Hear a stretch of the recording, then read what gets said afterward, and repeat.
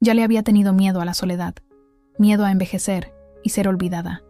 Pero nunca, ni en mis peores pensamientos, imaginé tener que temerle a mi propia hija. Mi nombre es Soledad. Tengo 68 años. Viuda desde hace casi 2 décadas. Mi marido, Julián, murió trabajando en la carretera, volviendo a casa con las compras del mes. Fue un camión que se pasó la luz roja. No hubo tiempo ni para decir adiós. Desde entonces, mi vida fue cuidar de nuestra única hija, Rebeca. Yo me encargaba de todo. Hacía limpieza en las casas de las señoras de la ciudad, lavaba ropa para los vecinos, cuidaba niños. Lo que apareciera, lo agarraba, solo para asegurarme de que a Rebeca nunca le faltara nada. Ella siempre tuvo lo mejor que le pude dar. Escuela particular, aunque fuera de las más baratas, ropa limpia y planchada, comida caliente todos los días. Y, más importante, amor, mucho amor. Cuando la aceptaron en la universidad, fui yo quien lloró más que ella. Vendí mi anillo de matrimonio para ayudar con la matrícula. Rebeca se graduó en administración. Conoció a Víctor poco después. Él era ambicioso, platicador, siempre de traje, incluso en el calor del infierno. Parecía prometedor. Se casaron en una ceremonia bonita, con todo lo que ella siempre quiso. Y yo ahí, al fondo de la iglesia, con el vestido azul que repetí en todos los bautizos y bodas de la familia, pero con una sonrisa sincera en el rostro. Al principio, ella todavía me llamaba. Me contaba de los viajes, de las reuniones, de los planes, pero poco a poco se fue alejando. Primero, las llamadas se espaciaron. Después, vinieron las excusas para no visitarme. Mucho trabajo, mamá. Lo dejamos para la próxima semana, hasta que el silencio se volvió rutina. Aún así, yo nunca dejé de estar presente. En los cumpleaños, llegaba con el pastel que más le gustaba. En las Navidades, preparaba los tamales y los dejaba en la portería de su edificio, porque no había tiempo de subir. Siempre tuve la esperanza de que ella volviera a verme como antes, pero los años pasaron, y ella, cada vez más fría. Víctor tampoco me trató nunca con cariño, siempre con esa mirada de superioridad, como si yo fuera una carga, un recuerdo inconveniente del pasado humilde de su esposa. Aún así, lo acepté. Me tragué cada desprecio, cada olvido, porque, en el fondo, era mi hija, mi Rebequita, aquella niña que dormía abrazada a mi brazo en las noches de lluvia, hasta que un sábado recibo una llamada inesperada. «Mamá, te estamos esperando para cenar hoy. Va a ser especial», dijo ella, con una voz dulce que no escuchaba hacía años. Mi corazón latió fuerte. Temblé. Pregunté si todo estaba bien, y ella solo dijo: «Sí, mamá. Solo ven. Quiero verte». Pasé la tarde escogiendo la ropa. Me miré en el espejo y acomodé mi cabello blanco como pude. Llevé un pastel de elote que sabía que le encantaba en su infancia. Tomé 2 autobuses hasta su condominio, en el barrio elegante de la ciudad. Cuando llegué, la casa estaba iluminada, la mesa puesta con platos finos. Víctor abrió la puerta con una sonrisa que parecía más bien forzada. Rebeca vino a abrazarme, pero sentí algo extraño, un perfume demasiado fuerte, un abrazo demasiado rápido. Me senté a la mesa. Ellos sirvieron la cena. Una carne en salsa, arroz con almendras, vino tinto y un jugo para mí. Rebeca me miró fijamente cuando me entregó el vaso. Era como si esperara algo. Pero, en ese segundo, algo dentro de mí tronó. Una intuición que solo una madre tiene. Una punzada en el estómago que no venía de la comida. Sonreí, disimulé y cambié mi vaso con el de Víctor, que había ido a la cocina a buscar más cubiertos. Hice como si me hubiera equivocado. Nadie se dio cuenta. Lo que sucedió en los minutos siguientes nunca lo voy a olvidar. Y fue ahí, en esa mesa, que todo empezó a cambiar. ¿Criarías a una hija toda la vida para que al final ella intentara matarte con un vaso de jugo? Esta es la historia real de Soledad. Ella lo dio todo. Amor, cuidado, sacrificio. Y recibió traición en el plato y veneno en el vaso. Mira hasta el final. Va a doler, pero también te va a abrir los ojos. Si respetas a quien te crió, suscríbete al canal. Comenta, ¿qué harías en el lugar de esta madre? Comparte con quien necesita despertar a la realidad. porque el abandono de hoy es el arrepentimiento de mañana. Víctor llevó el vaso a la boca y bebió un trago. Rebeca abrió los ojos por un instante, pero disimuló rápido, poniendo una sonrisa leve en los labios, como si nada hubiera pasado. Yo mantuve el rostro sereno, pero por dentro mi corazón latía como un tambor. Una inquietud helada se apoderó de mi pecho. «¿Estás bien, mamá?», preguntó ella, sirviendo más arroz en mi plato con una delicadeza que parecía ensayada. «Sí, hija, está todo delicioso», respondí, sin temblar la voz. La conversación alrededor de la mesa continuó, pero algo había cambiado. El tono, el ritmo, todo parecía un teatro. Ellos preguntaban sobre cosas triviales, vecinas, telenovelas, política, pero los ojos de Rebeca no sonreían. Y Víctor empezó a sudar, y mucho. «Hace calor aquí, ¿no?», dijo, jalando el cuello de la camisa. «Siempre tienes calor, amor», dijo Rebeca, tratando de parecer casual, pero su mano temblaba levemente mientras servía más vino en su copa. Víctor se levantó, fue hasta la ventana. Respiraba con dificultad. Rebeca lo siguió con una botella de agua. Susurraron. Creí que no me estaban viendo, pero yo lo veía todo, lo sentía todo. Observé en silencio. Por fuera, yo era la misma vieja de siempre. Por dentro, mi cabeza daba vueltas. Mi hija, mi sangre. ¿Qué esperaba ver? ¿Mi cuerpo en el suelo? Terminaron la cena sin tocar el pastel de elote que yo había llevado. Inventaron excusas. Comieron demasiado. Lo guardarían para después. Rebeca me dio un beso en la frente, frío como una piedra mojada. Víctor ni siquiera dijo buenas noches. Regresé a casa con el corazón pesado. La escena de ellos susurrando. El sudor de Víctor. La forma en que ella me miró antes de entregarme el vaso. Y ese susurro extraño. No era una desconfianza boba.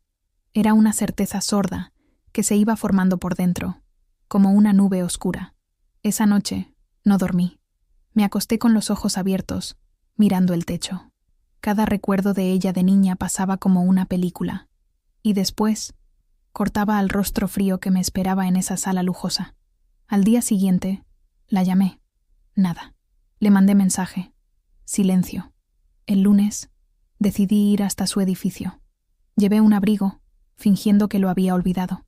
El portero dudó, pero me dejó subir. Toqué el timbre. Ninguna respuesta. Me di la vuelta para irme, cuando escuché desde adentro. Le dije que no bebiera. Le dije. Me congelé. Eso fue como una bofetada. La voz era de ella, alterada, descontrolada.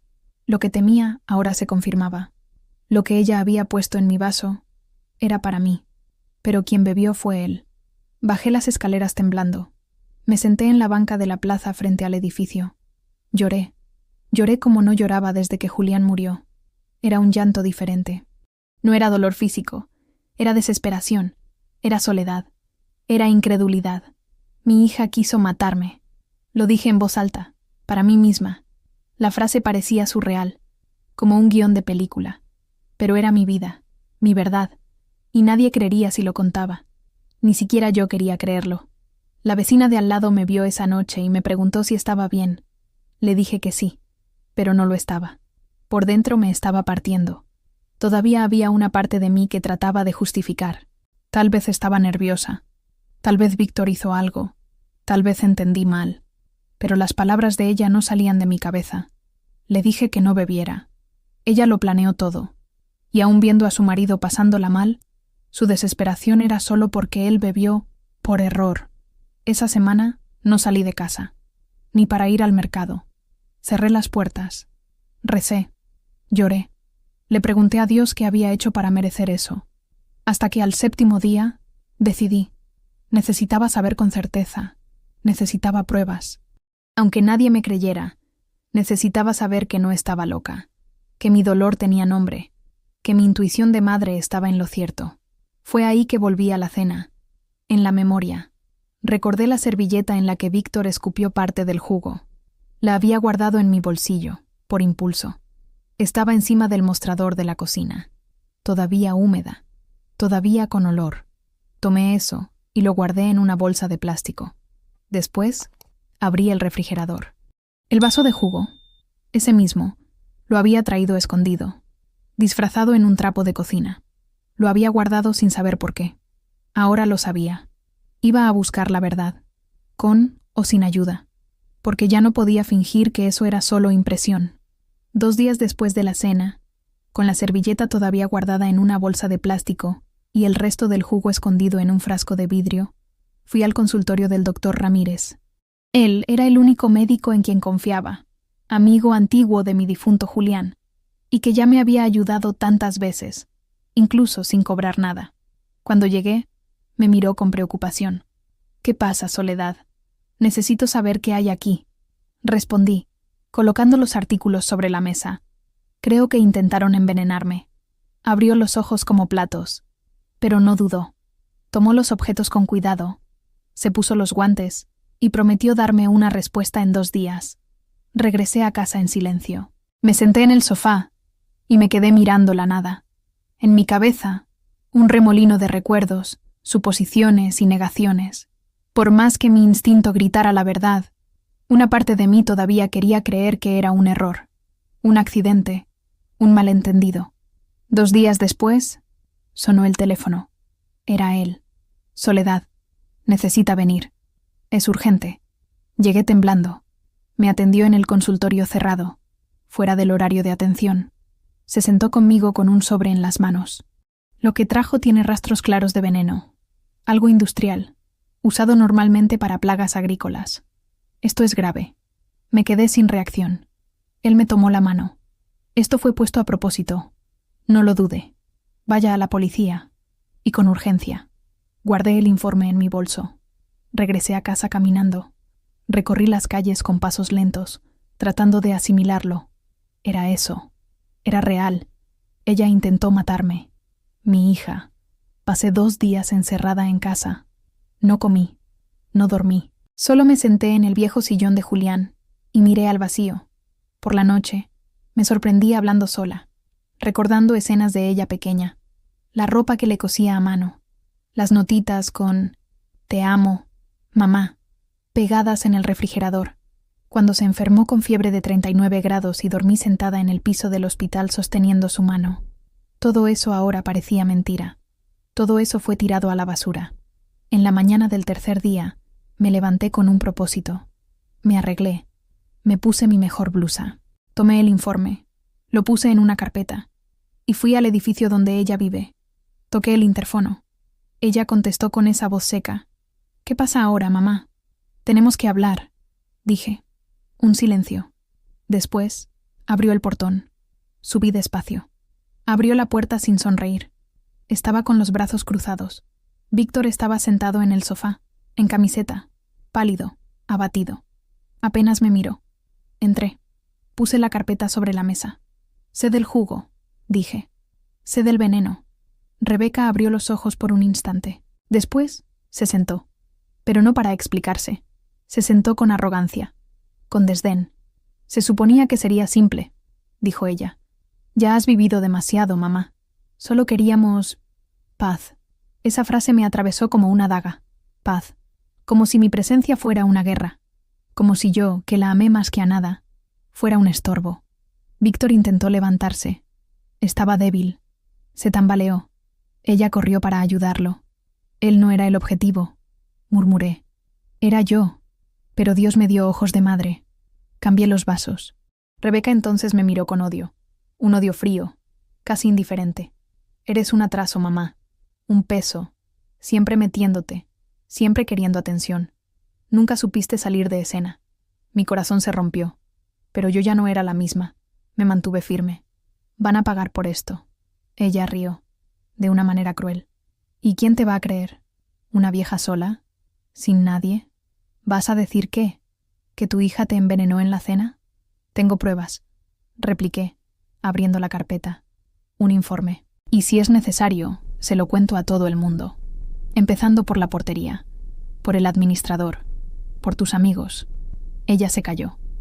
Víctor cayó de nuevo en el sofá, con la cabeza entre las manos. El veneno no lo mató, pero parecía estar corroyendo más que el cuerpo. Tal vez la conciencia. O el miedo. Me levanté. Los miré a los dos. Fui madre, fui esposa, fui todo lo que pude ser. Y por ustedes, fui más de lo que debía. Pero a partir de ahora, voy a ser solo lo que necesito ser para mí. Viva. Salí del apartamento sin mirar atrás. Crucé el vestíbulo con pasos tranquilos. El portero me miró asustado, como si algo en mí hubiera cambiado. Y había cambiado. Ahí dejé de implorar por amor. Dejé de humillarme. Dejé de intentar entender. Ahora solo quería justicia. Después de ese día, todo quedó más tranquilo. No recibí más llamadas ni mensajes. Rebeca desapareció como si yo no existiera. Pero lo que más me dolió no fue la ausencia. Fue darme cuenta de que mi presencia nunca importó. Esa semana dejé de ir al mercado. Me despertaba, tomaba un café aguado y me sentaba en el sillón que fue de Julián. Me quedaba ahí, viendo el tiempo pasar por la rendija de la cortina. De vez en cuando, veía niños corriendo en la banqueta, escuchando a madres llamándolos desde la ventana, y eso me hacía llorar en silencio. Las vecinas empezaron a murmurar. Doña Meche, que siempre me ofrecía té, ahora fingía que no me veía. Una tarde, escuché sin querer a dos señoras hablando en la puerta del supermercado. Anda diciendo que la hija intentó matarla. ¿En serio? Pobrecita, la edad le afecta la cabeza. Pasé justo a su lado. Ninguna tuvo el valor de mirarme a la cara. Regresé a casa con un nudo en la garganta. Yo era la loca, la vieja que inventaba tragedias. La verdad es que estaba sola, y el mundo no perdona a una vieja que molesta, una mujer que llora, una mujer que habla demasiado, una mujer que no sabe cuál es su lugar, callada e invisible. Empecé a lavar ropa ajena de nuevo, incluso con las rodillas adoloridas.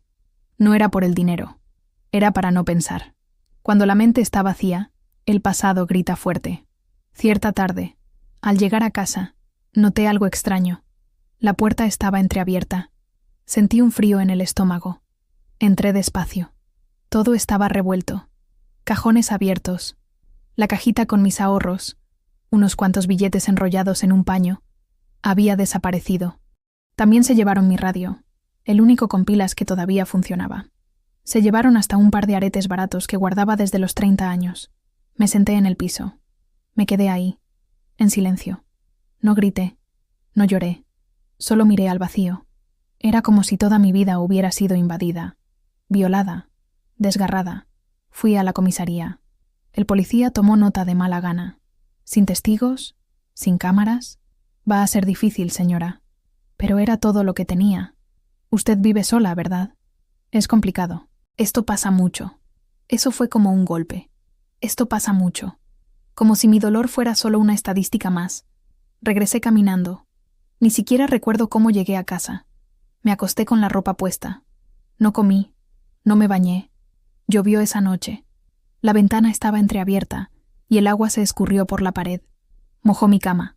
No tuve fuerzas para levantarme. Me acosté acurrucada, mojada, abrazada a una foto antigua. Yo, Julián y Rebeca en su cumpleaños de 5 años. Él todavía tenía cabello. Yo usaba un vestido azul. Ella tenía las mejillas llenas de pastel. Lloré tanto que me quedé dormida con el rostro húmedo. En los días siguientes, seguí como una sombra. Me levantaba, barría la banqueta, lavaba los platos, pero por dentro era como si estuviera muerta. Un zombi. No sentía sabor, ni ganas.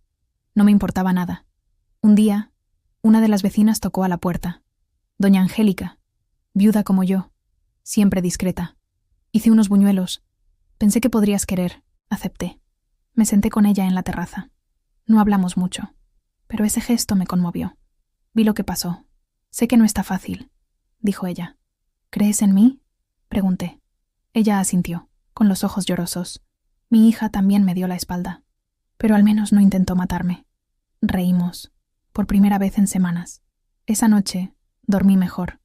No fue un sueño profundo, pero ya no era desesperación, era cansancio.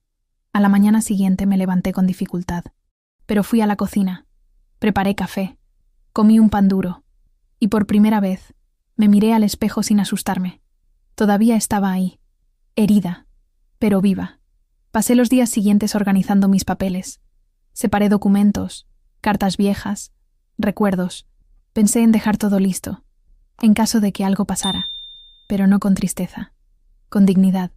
Empecé a escribir en un cuaderno. No cartas para mi hija, no testamentos. Escribía sobre mí, sobre lo que sentía, sobre lo que viví, sobre cómo el amor ciega y sobre cómo, a veces, necesitamos desamar para continuar respirando. En la última página escribí: no soy una santa, pero no merecía ser olvidada. Esa mañana, después de días de silencio, toqué a la puerta del consultorio del doctor Ramírez con pasos más firmes. Me recibió con sorpresa, pero también con cariño. «Se te ve diferente hoy, Soledad», dijo él. «Todavía duele, pero hoy vine a pedir ayuda». Me invitó a pasar. Me senté en la silla de cuero gastada. Miré sus estantes llenos de libros médicos. Hablé con calma. «Necesito a alguien que me tome en serio. No quiero venganza. Quiero justicia». Cruzó los brazos, pensativo. «Tengo un amigo. Trabaja en el Ministerio Público. Él puede escuchar tu relato y no te va a tratar como una vieja exagerada. Pero necesitamos organizar todo bien». Ahí comenzaba el cambio. A la semana siguiente, con los documentos en mano, el dictamen del veneno, copia de los mensajes que Rebeca me había enviado antes de la cena, un audio que grabé en el intercomunicador cuando ella reclamó que Víctor no debía haber bebido. Fui con Ramírez a la fiscalía. Nos atendió una fiscal joven, pero muy seria. Escuchó cada palabra mía con atención. Hizo preguntas, pidió detalles. «Doña Soledad, ¿está dispuesta a presentar una denuncia formal contra su hija?» Mi voz falló por un segundo, pero respondí: «Sí, porque ahora no es solo por mí. Es por todas las otras madres que son silenciadas». Ella asintió. Llenamos los papeles, protocolizaron la denuncia, y me dijo que había indicios suficientes para iniciar una investigación. «¿Puede guardar silencio sobre esto por ahora? Es importante que no se enteren», advirtió. Regresé a casa con una sensación extraña. No era alivio, era lucidez, como si finalmente hubiera salido de un cautiverio emocional. Comencé a rehacer mi rutina. Volví a vender dulces en el mercado. Un señor me cedió una mesita. Hice pasteles sencillos, pan de elote, tamales. Poco a poco, la gente volvió a saludarme. Algunos con vergüenza, otros con sinceridad. En una de esas mañanas, doña Angélica se sentó a mi lado y me trajo café. «Hoy tienes olor a vida», dijo. Reí. Le agradecí. Una señora mayor se detuvo en mi puesto. Me miró a los ojos. Dijo: «Usted es Soledad, ¿verdad? ¿La de la historia con la hija?» Me congelé. Sí. Solo quería decirle que le creo, porque yo también tuve una hija así, que me echó de la casa que ayudé a construir, que dijo que yo solo estorbaba. Ella lloró. Yo también. Nos abrazamos sin prisa. Ahí entendí. Mi dolor no era único, pero tampoco era invisible. 3 semanas después, recibí una llamada de la fiscalía. La investigación avanzaba. La policía descubrió movimientos bancarios sospechosos relacionados con Rebeca y Víctor, involucrando cuentas de otros ancianos. La fiscal me citó a una reunión. «Usted no es la única. Tenemos al menos 3 víctimas más que se presentaron después de que el nombre de su hija apareciera en la investigación. Todas con perfiles parecidos. Mujeres mayores, solitarias, con algún bien a su nombre. 2 de ellas murieron. Estamos reabriendo los casos». Mi corazón se aceleró. Era como si de repente estuviera conectada a un hilo invisible con otras que también fueron dejadas atrás, engañadas, descartadas. «Estamos organizando una audiencia, y si usted puede asistir, su testimonio puede ser decisivo». Acepté. Pasé los días siguientes nerviosa, pero decidida. Preparé una ropa sencilla, pero arreglada. Me recogí el cabello con un moño azul, el mismo de la graduación de Rebeca. Llevé conmigo el cuaderno donde había estado escribiendo pensamientos desde el día del robo. En la puerta del juzgado respiré hondo. El guardia me indicó la sala. Ahí dentro vi a Víctor primero.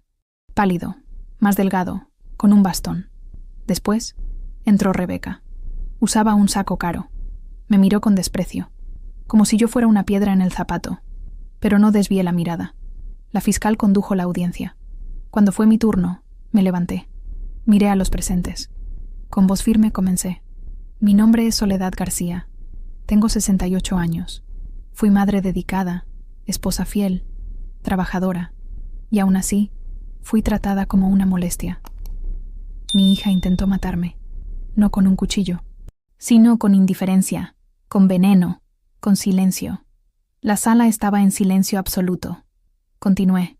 Entiendo que muchos no creyeron, que ser vieja es sinónimo de confusión mental, pero aquí estoy, con pruebas, con lucidez, y con la valentía que solo quien sobrevivió al abandono tiene. Rebeca rió, burlona, pero el fiscal le ordenó guardar silencio. En los días siguientes, esperé. La fiscalía finalizó el informe. Víctor, presionado por las evidencias y temiendo un nuevo atentado contra él mismo, decidió colaborar. Entregó audios, cuentas, detalles. Reveló que Rebeca quería que él muriera también, y que al darse cuenta, él cambió el testamento. Una semana después, fui llamada para firmar un documento. Una parte significativa del patrimonio de Víctor, ahora separado judicialmente, había sido transferida a mí. En el papel se leía: a nombre de Soledad García, por integridad y supervivencia.